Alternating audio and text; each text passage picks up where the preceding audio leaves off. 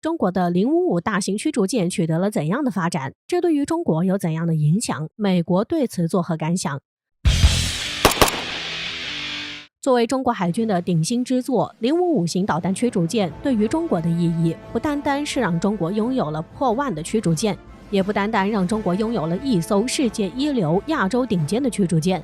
它更大的意义是在于让中国找到了舰船发展的方向。以2020年中国首艘055型驱逐舰南昌号正式形成战斗力为起点，055大驱宣告了自己的时代正式来临。近日有消息称，中国海军第二艘055型万吨驱逐舰拉萨号正在进行密集的海上训练，而且也已经形成了战力，将有望在2022年参与重大任务。据中方官媒《环球时报》报道，从2022年1月4号起，一连8天，解放军北部的战区海军舰艇训练中心组织了055型万吨驱逐舰拉萨号在黄海参加一连串海上演习，并报道此次的演训内容包括以飞弹、大炮攻击海上目标、搜索并攻击前舰、防核武和生化武器攻击、临检拿捕、营救落水人员和危害管制等科目的操演训练。此外，据中国青年报说，055型万吨驱逐舰拉萨号在黄海参加一连串海上演习，将提高指挥员新型舰艇的组织指挥能力、舰员的协同配合能力，还有执行多样化军事任务能力，从而也为中国新时代的舰艇的训练指明了方向。那么，此次中国055型万吨驱逐舰拉萨号形成战力，对于中国将有怎样的影响？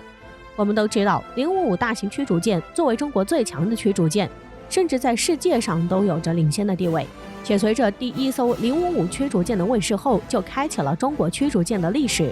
使中国实现了从国内第一艘引进的驱逐舰到国内自主研发生产的万吨级大驱，也见证了中国国产驱逐舰的发展历史，也见证了中国海军从弱小到强大，从黄海到蓝水的艰苦发展历程。因此，055驱逐舰对于中国海军来说具有重大的军事战略意义。拉萨舰作为中国首批8艘驱逐舰中的2号舰，有着极其重要的地位。其长180米，宽22米，是世界上为数不多的使用双波段雷达的舰艇之一。其排水量超过 1.2 万吨，拥有112个垂直发射单元，能发射面对空、反舰、公路和反潜飞弹，并在2021年3月正式服役，加入了中国海军序列，其舷号为102。此前，随着拉萨号驱逐舰服役后，就分配给了解放军北部战区司令部海军。当时，中国第一艘航空母舰辽宁号也在北部战区，所以也使得拉萨号为辽宁号航母护航。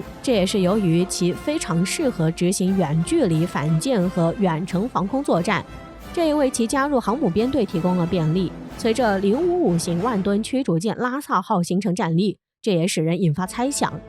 055型万吨驱逐舰拉萨号将发挥着更重要的作用，有望到国际的舞台上发挥着更重要的作用。因此，此前055驱逐舰首舰南昌号在2020年1月服役后，到了2021年就忙着参与重要的远海航行和演习，例如他曾巡航进阿拉斯加，参加中俄海军在日本海的演习，并担任中方航母辽宁舰编队的带刀侍卫，进行联合战略巡航，穿越金青海峡等，所以就使得分析人士指出，055驱逐舰拉萨号将会追随南昌舰的脚步，在2022年扮演着极其重要的角色，也将会发挥着越来越重要的角色。确实，055驱逐舰拉萨号将会为后续还未服役的055驱逐舰起到示范的作用，并且也将为其后将要服役的055大型驱逐舰提供学习与经验，也将进一步加快中国驱逐舰的发展。然而，实际上2021年入列服役的055型大驱并不只有拉萨号，大连号也在2021年4月23号正式服役。此外，据外媒报道，中国第4艘055型大驱鞍山号2021年11月也已服役，但官方却还没有证实。据消息指出，在2022上半年，中国的首批8艘055万吨大驱基本都可以完成成功入列，到时候也将是中国这8艘055大型驱逐舰齐聚的时候了。可以想象的是，那将是多么壮观的场面啊！所组成的055驱逐舰舰队也将令人无比震撼，也极大地壮大了中国海军的队伍，并大大地增强了中国海军的实力。